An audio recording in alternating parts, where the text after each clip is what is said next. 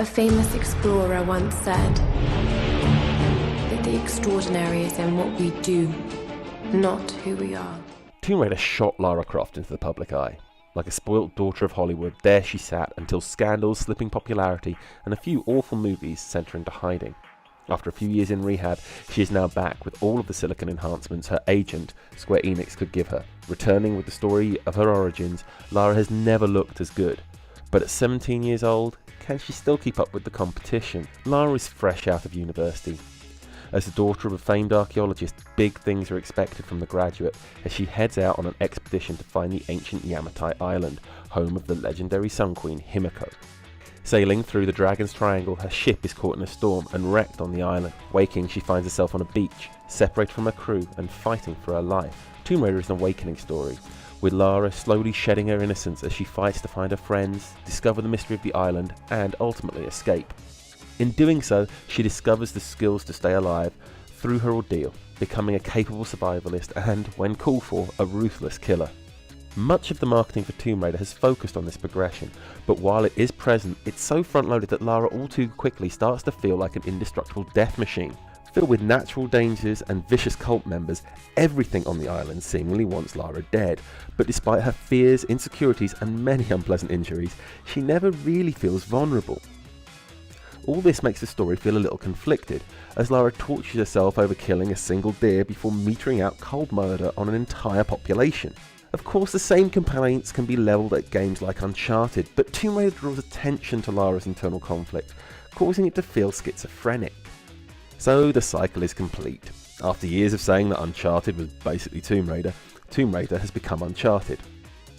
Even the stories are similar to each other, with an island escape, mythic overtones, and a charming, murderous archaeologist in the lead role. These similarities run throughout Tomb Raider, including the gameplay structure. Combat takes place in distinct arenas, separated by traversal and punctuated with quick-time set pieces. And while Uncharted may have the edge on storytelling, Tomb Raider's gameplay is, for my money, the superior. Combat is fantastic, with an XP system that encourages creative play, and weapons that are incredibly fun to use. There are 4 weapons, each of which can be slowly upgraded to ensure constant variety, as even the humble bow becomes an explosive tool of mass destruction. Enemies also offer just the right level of stupid, with a nice pause between concerned to find their friend impaled on an arrow, to kill her to give Lara just the time she needs to take them out.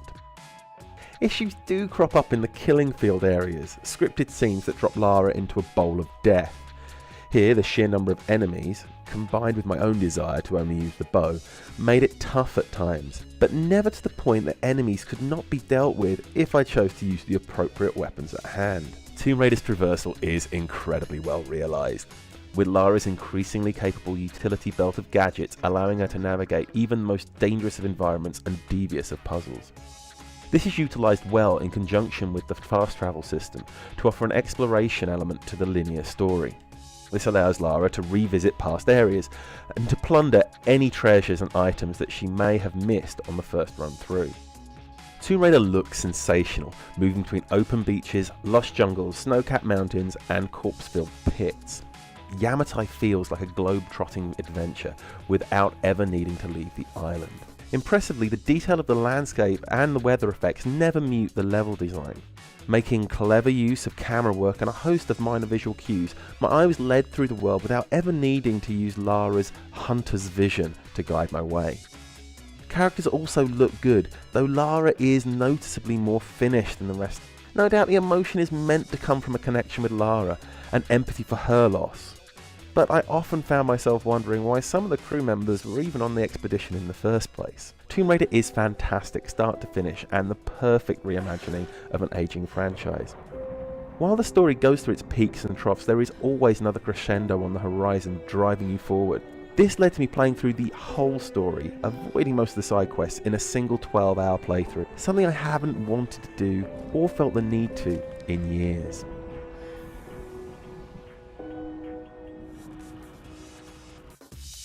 Tune in again soon for more reviews, and remember to visit playdevil.com for all of your gaming news.